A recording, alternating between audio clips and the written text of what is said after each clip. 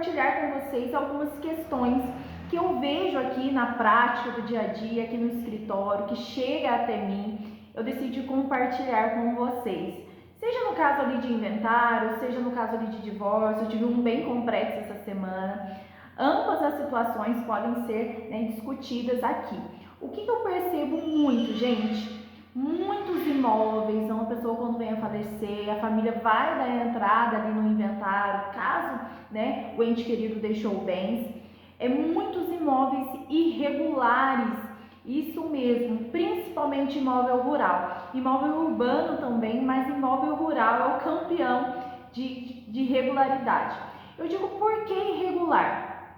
Primeiro, quando a família chega até mim com a documentação, quando eu vou verificar mais a fundo, vejo que esses imóveis estão com a documentação em atraso, por exemplo, imóvel rural, CCIR, ITR, CAR, Antigamente era possível estar realizando o inventário até mesmo sem esses documentos, mas hoje em dia não. A legislação mudou e cada vez mais a exigência da documentação correta.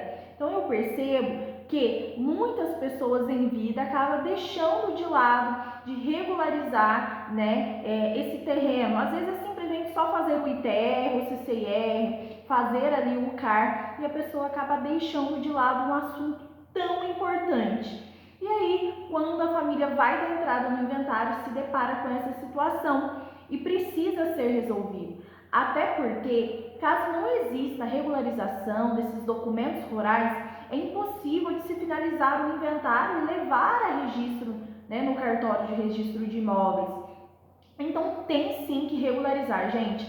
Seja em vida, seja depois do falecimento, esse imóvel precisa ser regularizado.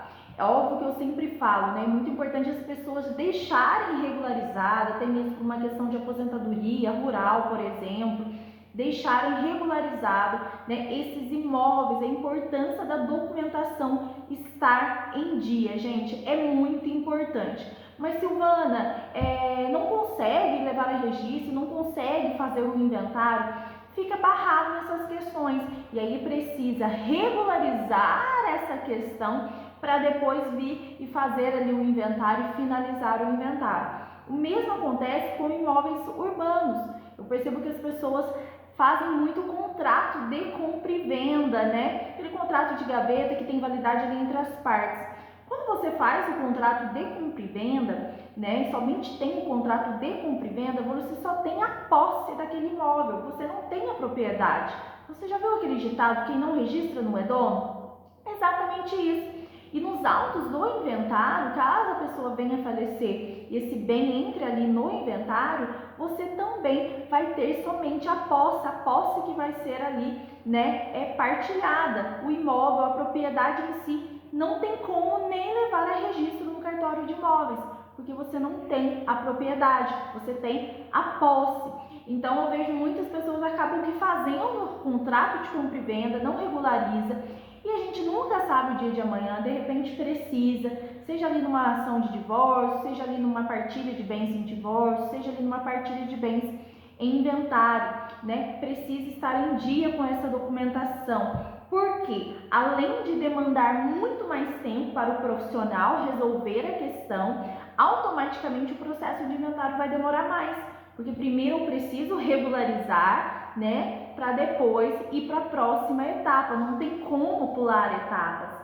Então, fica aí a minha dica para vocês, gente. Procurem regularizar os imóveis rurais ou urbanos. Procurem atrás, se for imóvel rural, veja se a documentação está em dia, CCIR, ITR, CAR, e se está tudo em dia. Imóvel urbano, evita simplesmente ficar ali só com o contrato de compra e venda, Se possível, regulariza. A gente sabe que é caro, a pessoa ir lá registrar no cartório de imóveis, porém, gente, a dor de cabeça depois é muito maior. Então, quando você decidiu comprar um bem, programa-se para isso também, para o pagamento das despesas que vai vir com a compra do bem. Ok, pessoal? Então, fica aqui a minha dica de hoje para vocês.